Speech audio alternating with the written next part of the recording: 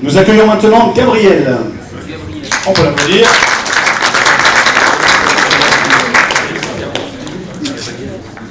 Donc, juste pour information, ce soir, levez la main qui voudrait un trajet aller-retour Nice-Paris.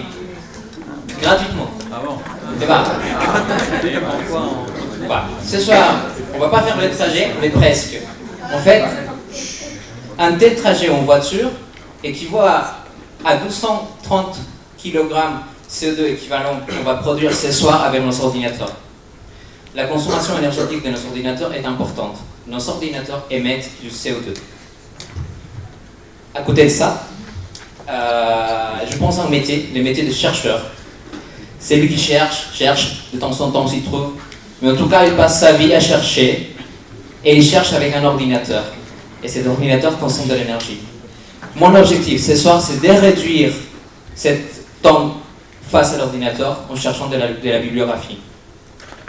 Je rêve de créer un assistant vocal personnel intelligent pour nos chercheurs. Vous savez, un assistant tel que Google ou Cortana, ou OK Google, quelle est la météo aujourd'hui? Le même principe pour nos chercheurs. Je cherche donc des développeurs en intelligence artificielle, en Natural Language Processing, des gens qui croient que les chercheurs sont un marché qui attend qu'on réussisse ce soir. Ce soir, on va peut-être pas dormir, mais on peut se permettre de rêver, et surtout de faire notre rêve une réalité. Merci.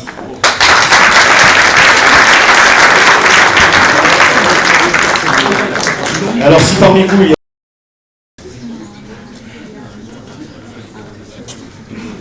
Désolé. Ok. Donc bonsoir tout le monde. Ce que vous savez en face de vous, c'est quelqu'un qui n'a pas dormi. Ah oui, bien sûr. On va pas se tricher, oui, donc c'est quelqu'un qui ne triche pas, mais un petit peu comme voilà. Oui, je suis en train de dire, c'est quelqu'un qui n'a pas dormi, personne n'a dormi. Mais moi, en fait, c'est un peu normal, parce que lorsque je suis vers la fin des cours, parce que je suis en Master 2, j'essaye d'aspirer à chercheur. Et en fait, je passe mes soirées à retrouver mon information. Je mets mon mot-clé et ça me sort 30 articles. Et dans ces 30 articles, il faut aller chercher l'information que je veux, qui est en fait quelques lignes. Donc ça, c'est ma recherche. Et moi, ce qui m'intéresse, c'est juste ça. Mais il faut aller le voir, toute la recherche que j'ai trouvée. Alors, cette recherche, ça consomme de l'énergie. On pourrait dire que c'est négligeable. Mais en fait, ce ne l'est pas. Là, une requête, les requêtes que les chercheurs font pendant un mois, ça équivaut à 30 km en équivalent CO2. Pardon, 30 km en trajet voiture. Du coup, ça a un impact important que nous avons essayé de résoudre grâce à assistants vocaux comme celui de Google ou de Cortana, qui en plus, donc ce qu'on avait vu dans le diapo précédent, en plus de juste nous donner les résultats de nos recherches, il va aller chercher l'information qui lui semble pertinente pour l'utilisateur.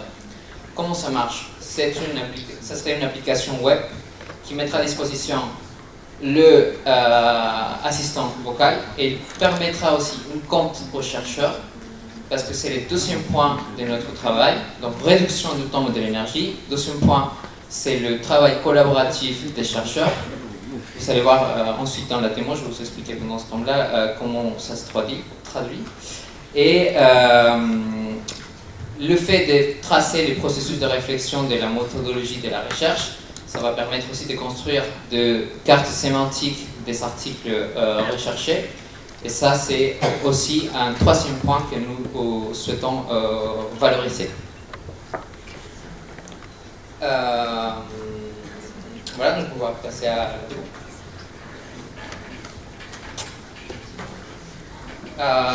Donc on a parti d'un code zéro, rien de rien, aucune ligne de code.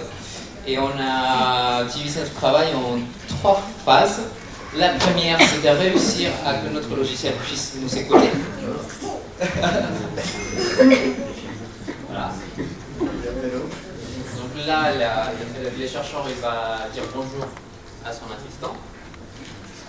Parfois, il n'écoute pas très bien.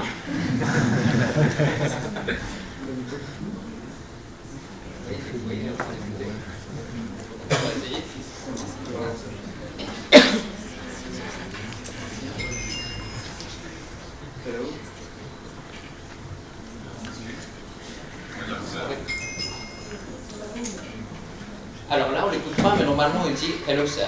Donc, ce qu'on a réussi à faire, c'est de le faire écouter, de le faire parler. Et maintenant, le plus important pour les chercheurs, c'est qu'ils puissent aller faire la recherche. Donc, on va leur donner l'ordre. Ah, d'accord. Donc là, ce qu'on fait normalement, c'est donner la... Ok. Donc c'est par exemple, find... Est-ce que je peux essayer?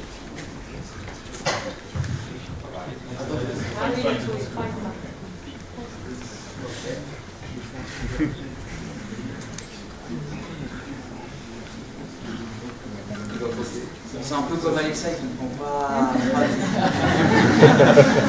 Mais je vous expliquerai le principe. On est vraiment... C'était la difficulté.